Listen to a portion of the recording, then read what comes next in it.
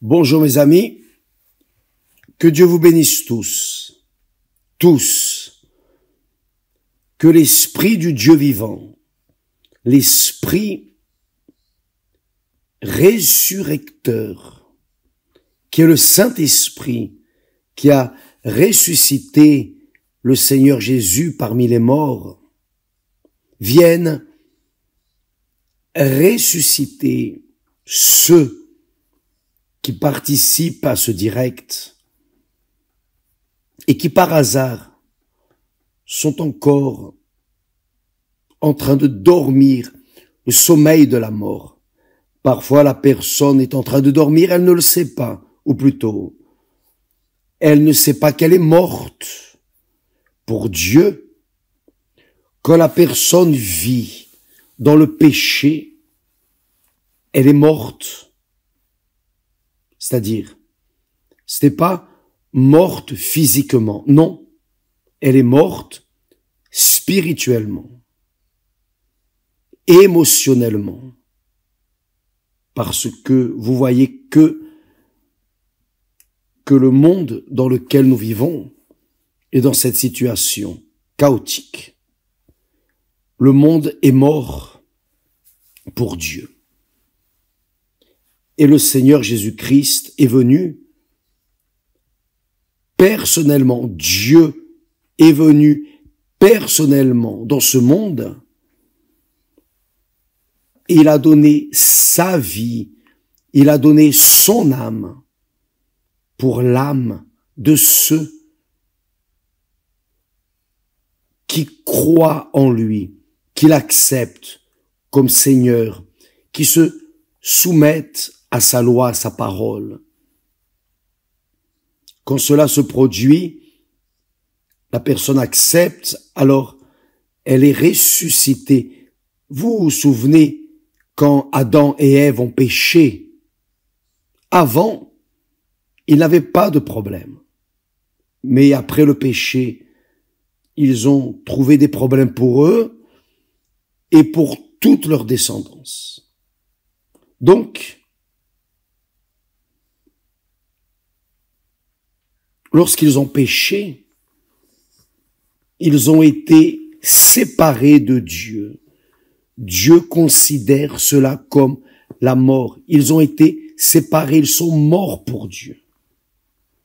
Donc, lorsqu'une personne veut une nouvelle opportunité, car Dieu donne l'opportunité à tous, peu importe le degré de péché que la personne commet. Dès l'instant où elle se repent, elle reconnaît son péché. Elle reconnaît réellement ce que j'ai fait, ce que j'ai été et quelque chose de pécamineux. Alors, cette personne se repent de cela. Elle se repent, non le sentiment, le remords, non. Elle se repent en laissant en arrière, en tournant le dos à ce qu'elle faisait d'erroné. Et elle commence à suivre la parole de Dieu. Alors, elle sort du royaume des morts, de ses délits, de ses péchés, et elle entre dans le royaume de Dieu, qui est le royaume des vivants éternellement. Donc, cela, mes amis, se produit aujourd'hui, mes amis. Maintenant, dès l'instant où la personne, sincèrement, revient à la pratique de ce que Dieu enseigne. C'est juste cela. Je ne suis pas ici en train de faire l'apologie de l'Église universelle. Vous pouvez venir à l'Église universelle et continuer à vivre dans vos péchés. Et alors, que va-t-il se produire? Vous allez continuer morte. Nous parlons de venir à la vie, de ressusciter, car les signes du retour de notre Seigneur Jésus sont là. clair, très clair. Le Seigneur Jésus a dit, faites attention. Quand les disciples ont montré le temple, quelle beauté, et quand les personnes vont au temple de Salomon, elles restent impressionnées par l'ordre, la discipline, non seulement la beauté, la structure, mais par-dessus tout, la paix que la personne a quand elle entre au temple de Salomon. Mais le Seigneur Jésus a dit à cette époque aux disciples, oh, vous voyez tout cela, toute cette beauté, toute cette grandeur, richesse, gloire, il ne restera pas ici pierre sur pierre. Donc ce temple a été détruit complètement. Ce temple, le temple de Salomon à Sao Paulo, la réplique du temple de Salomon à Sao Paulo, ce sera la même chose. Il ne restera pas pierre sur pierre. Le Seigneur Jésus a dit, il ne restera pas ici pierre sur pierre. Maintenant, pensez avec moi, si un temple de pierre, des pierres brutes, des pierres mélangées à du ciment, du fer, de l'acier, s'il ne restera pas pierre sur pierre, imaginez l'être humain qui est si fragile, si faible,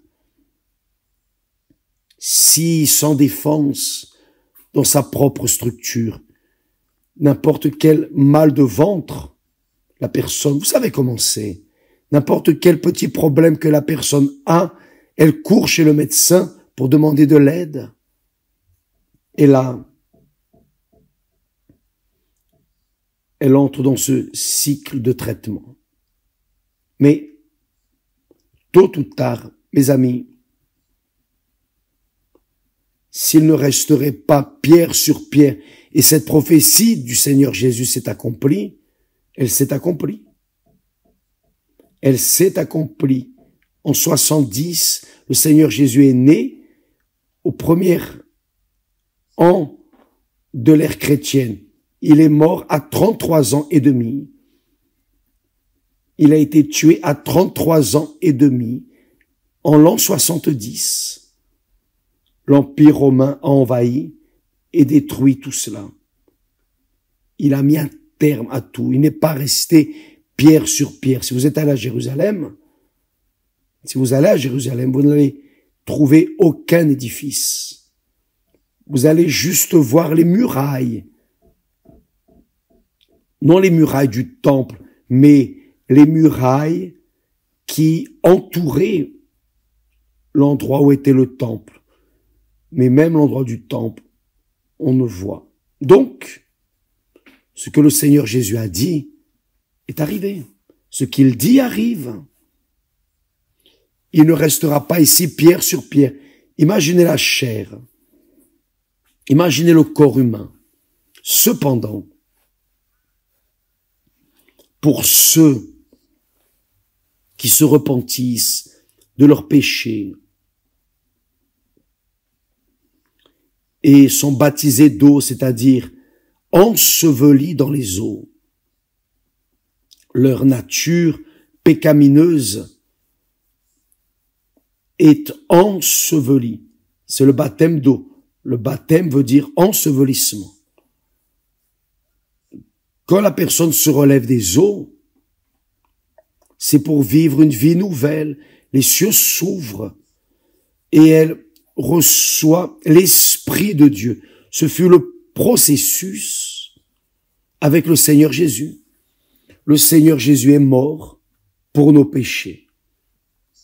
Il a été enseveli et au 3e jour, il est ressuscité. Il est ressuscité. Lorsqu'il a été baptisé d'eau, il n'avait aucun péché, mais c'était pour accomplir la loi, pour accomplir le protocole. Il a été baptisé par Jean-Baptiste. Et lorsqu'il s'est relevé des eaux, les cieux se sont ouverts. Et une voix a dit, « Voici mon fils bien-aimé, et le Saint-Esprit est descendu sous forme de colombe sur sa tête. Cela doit se produire dans le baptême d'eau quand la personne est sincère, elle s'est repentie des péchés, sincèrement, consciemment,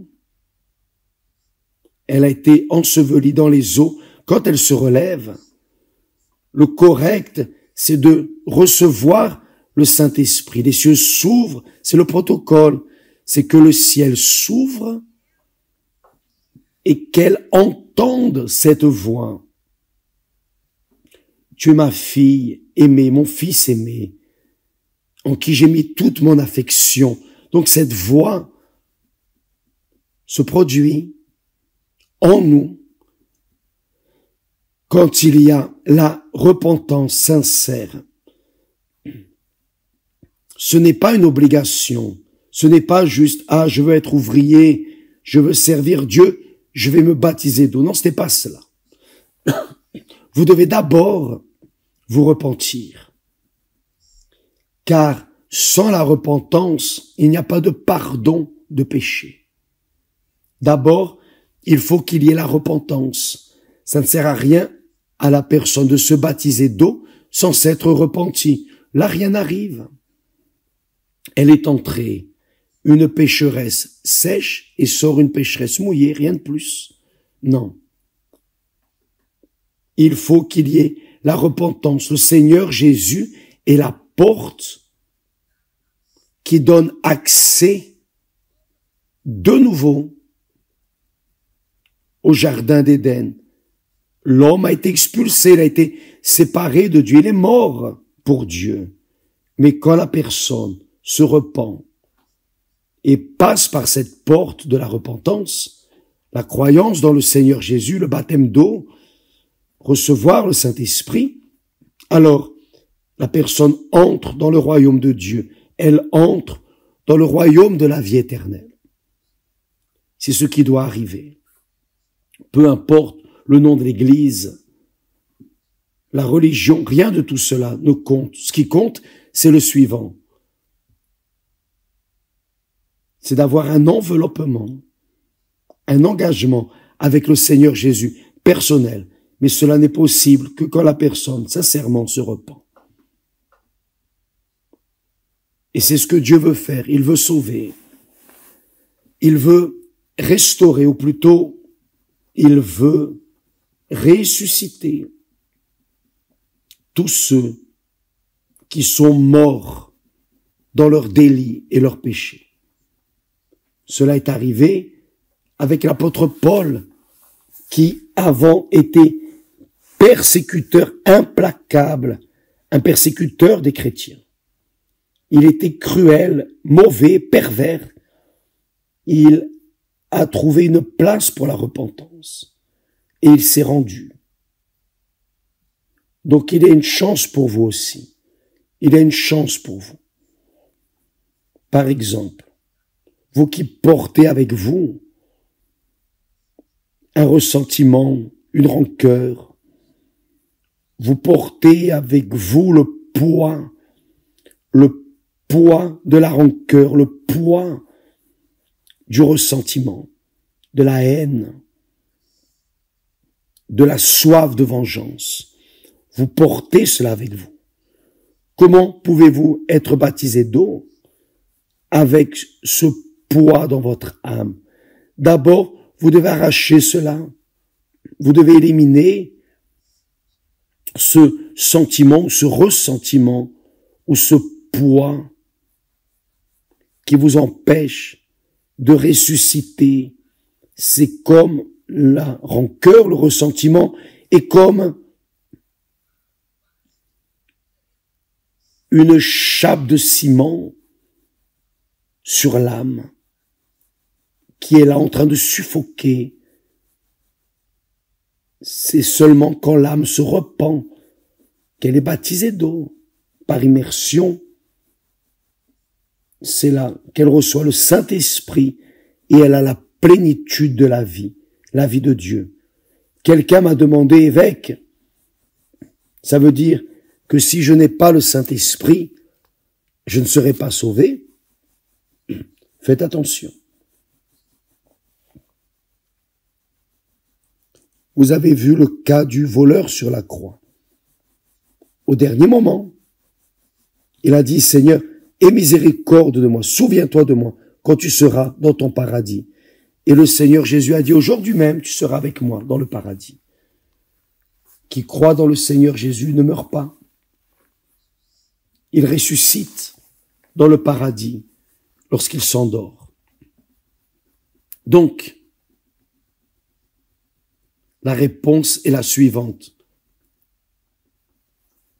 Si vous avez le temps de vous repentir à la dernière minute de votre vie, à la dernière minute, oh mon Dieu, aie miséricorde de moi. Seigneur Jésus, aie miséricorde de moi. Vous êtes sauvé à l'instant. Maintenant, d'un autre côté, si vous vivez 20, 30, 50, 100 ans à l'église, servant, faisant l'œuvre de Dieu, servant la Sainte Seine, donnant les offrandes, étant fidèle dans les dîmes, mais que vous portez en vous une rancœur, quand vous mourrez, il n'y a pas de salut, car vous n'avez pas pardonné.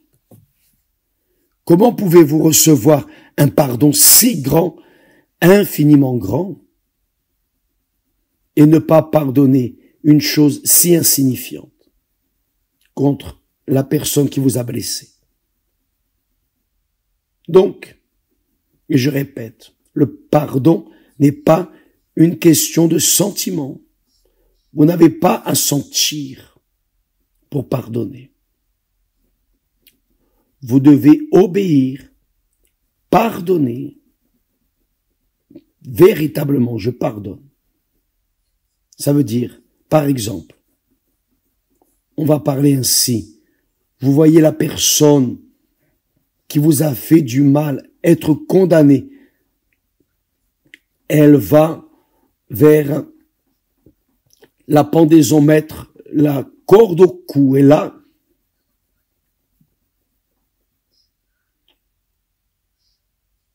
on va enlever le sol de ses pieds, elle va balancer et mourir suffoquée.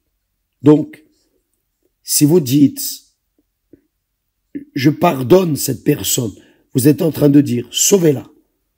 Je veux qu'elle vive, je veux qu'elle soit libre. Ça, c'est le pardon. Ce n'est pas sentir de la peine, non. Ni ce sentiment de peine, non. C'est une attitude. Le pardon est une attitude. Vous pardonnez.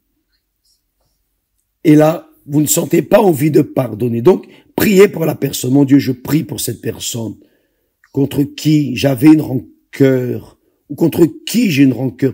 Je demande pour elle, je pardonne cette personne. Donc, au même instant, cette personne est libre de la pendaison, de la mort, et vous aussi. Avez-vous compris? C'est plus facile de comprendre ce qu'est le pardon. Car si vous dépendez de votre cœur pour pardonner, vous n'allez jamais pardonner. Car le cœur est méchant. Dieu lui-même dit que le cœur est méchant et tortueux. Donc, nous n'allons pas suivre la voie du cœur, nous allons suivre la voie de Dieu. Pardonnez. Priez pour cette personne. Donc elle sera pardonnée. Et vous aussi. Et là, vous serez libre. Nous avons posté un beau témoignage de cette dame qui a pardonné et sa vie a été transformée. Je crois en 6 mois, 3 mois, 4 mois, je ne sais plus combien de temps d'église, mais elle a eu sa vie transformée. Elle a sauvé sa fille qui était en train de mourir. Le médecin a dit, c'était pas moi qui l'ai guéri, c'est Dieu, car j'avais plus rien à faire. Donc, mes amis, quand nous suivons les règles les commandements du royaume de Dieu, alors nous nous soumettons à la gouvernance du royaume de Dieu et nous rejetons la gouvernance de ce monde, de l'enfer. C'est ce que Dieu veut. Il veut l'action, l'attitude. Ce n'est pas le sentiment. Mais quand la personne le fait, il faut qu'elle le fasse consciemment. Non, je veux, je décide. Ce n'est pas, l'évêque a parlé, le pasteur a parlé, tel a parlé. Non. Je résous d'obéir à cette parole. Mes amis,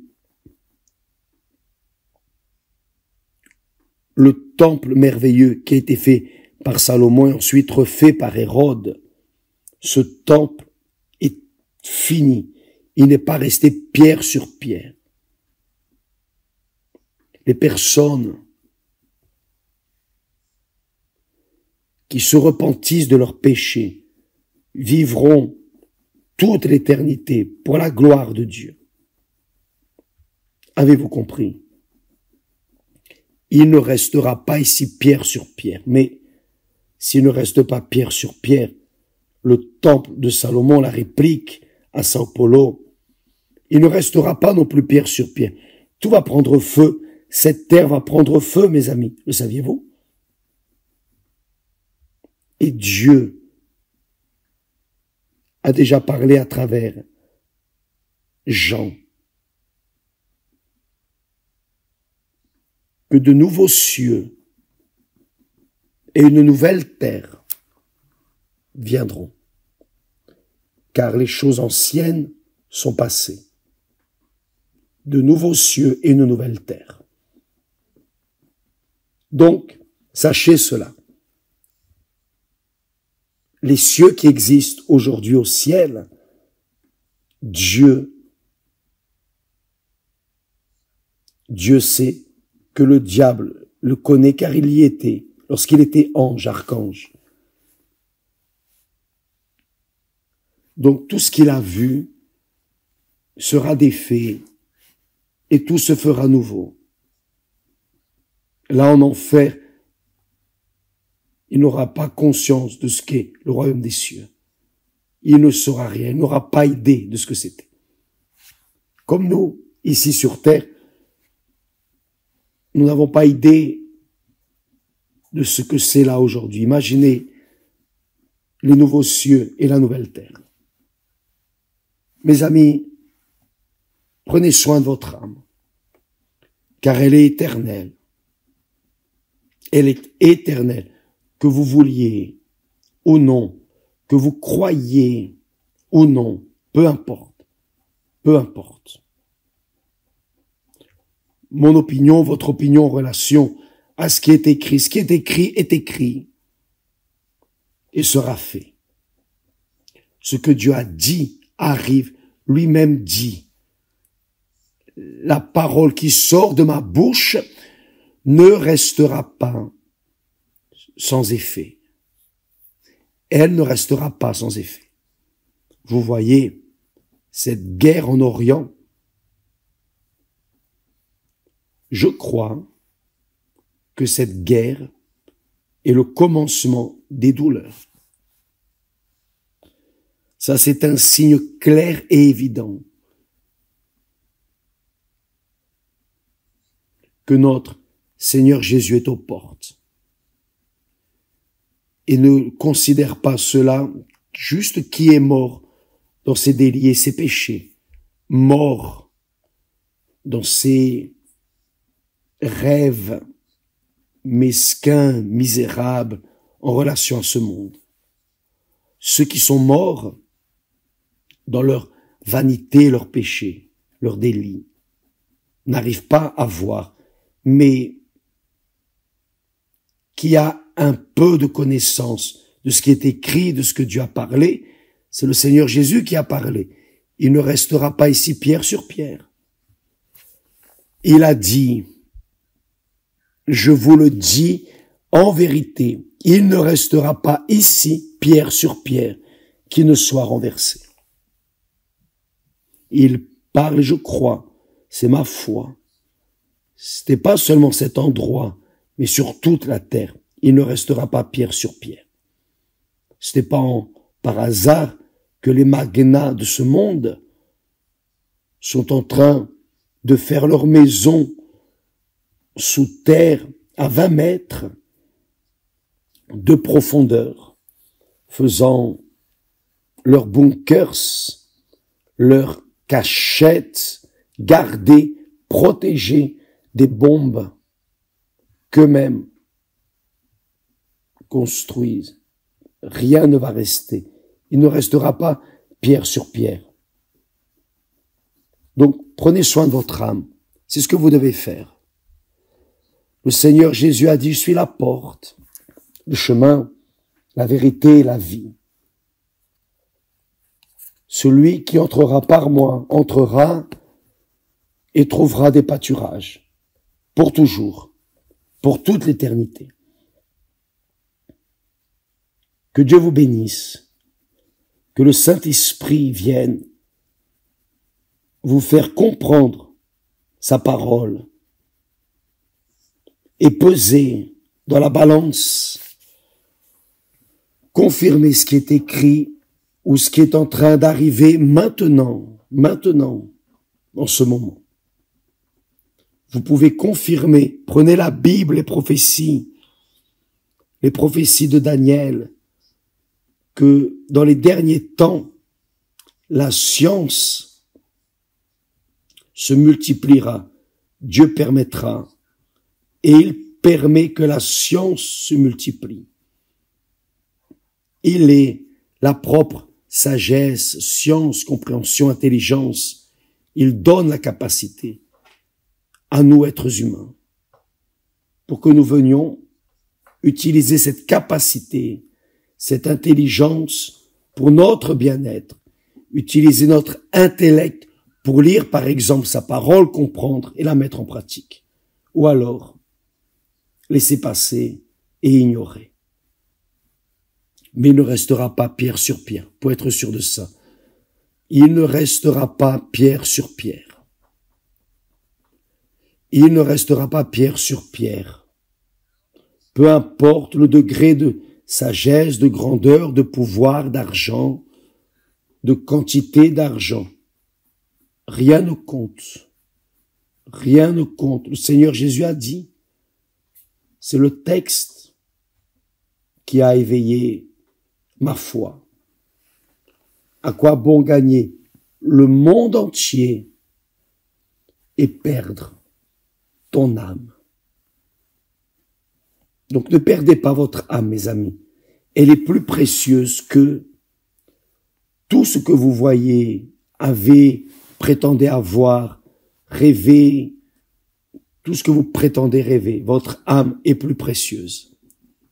Mettez votre âme au deuxième plan. Premier plan, Jésus, qui est le sauveur de l'âme. Et votre âme après. Pour vivre éternellement. Que Dieu vous bénisse alors tous et à demain, au nom du Seigneur Jésus. Grâce à Dieu.